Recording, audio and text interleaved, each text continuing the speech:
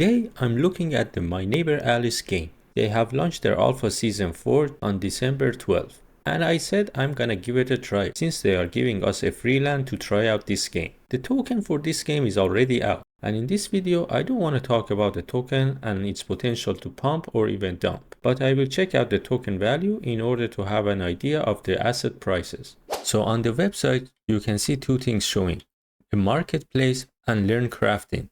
Let's check out the marketplace. When looking at the marketplace, you can see land, animals, items, and equipables. Let's talk about the land, since it's what you need to play this game. The lowest costing land is 200 Alice, and at today's prices, it's around 257 bucks. That's quite a lot for a game that you have still no idea how it's gonna work. And I'm not gonna talk about the animals, since the lowest costing animal is this cow, which costs about 515 Alice, which is about 663 bucks. So you tell me, who's the cow here, me or Bertha? So I guess I'm gonna stick to the free trial land that I received for joining the game now.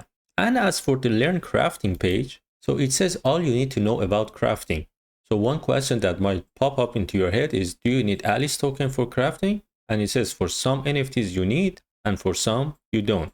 But it doesn't explain what kind of items you're gonna craft. Are these tools that's gonna help you progress in the game? Are these tools that you're gonna monetize? Are these NFTs that you're gonna get rewarded for? We still don't know. They didn't bother to tell us, so I didn't bother to look for it. Maybe it's not important. So enough about the website. Let's jump into the game and see what this game is all about. So when you first start the game, you have to create your character. You can choose the skin color and the way your face looks, and you get to choose from a bunch of different clothing, hats, wearables, shoes, t-shirts and whatnot. I tried my best to look like a boy, so my character would match my voice when you see me playing it.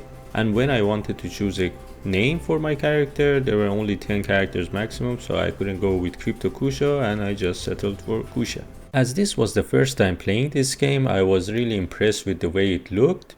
The art was nice, the graphics looked good. It had an anime cartoonish style with a hint of watercolor maybe, so I really enjoyed walking around in this place. There is a very good tutorial at the beginning, so you get a bunch of different tasks and quests to do, and while doing those you get a good feeling of how the game is gonna be and how the game is gonna work. When you first jump into your land, there are a bunch of characters to teach you about the things that you can do and how the stuff works in your land. One of the things you get to do in this game is fishing.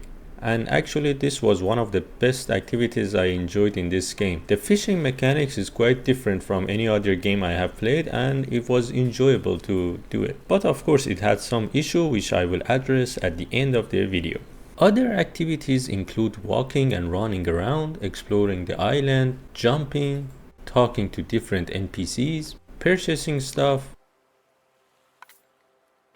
getting tasks, and pretty much any other activity that you find in a multiplayer builder game. And of course you have your inland activities such as plowing, planting seeds, cutting down trees, hammering stones, digging for sand, and other ways that you can gather resources in this game.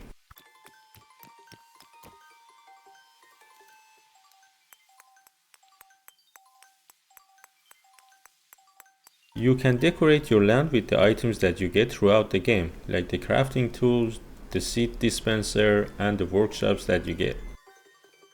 One other feature that really caught my attention was the community quest. So basically it's like a social quest that players join in together to achieve a same goal. But I didn't get to know how it works and what is the reward for it.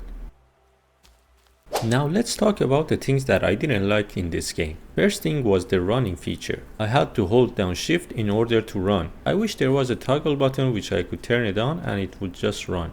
Next is gathering resources. It takes a lot of time. I'm not sure if it's gonna take longer when we find a more rare resource, or we find a bigger rock to smash, or maybe this is taking too long because I have a lower tier tools. I don't know. I have to craft a better tool to see if that's gonna get better.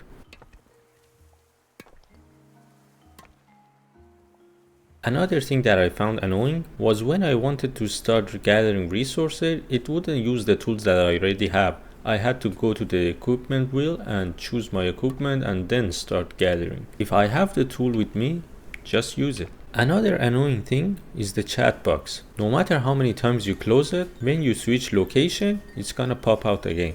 And it's a big one. Something else that I felt it's missing, it's interactions with other players. I mean, it's a multiplayer game, so we could at least do something once we see each other. I also felt that emotes are missing from the game. For instance, over here, I really wanted to have an angry emote, or at least a sad face emote, maybe a cry. Although I enjoyed the fishing activity in this game, but there's something missing. Once you catch a fish, the animation stops. It could be better if there was an animation showing you caught a fish and the character getting happy. The last thing I would say is the jump mechanics. The jump just feels unnatural, or maybe it's too natural. I don't know, but it didn't feel good.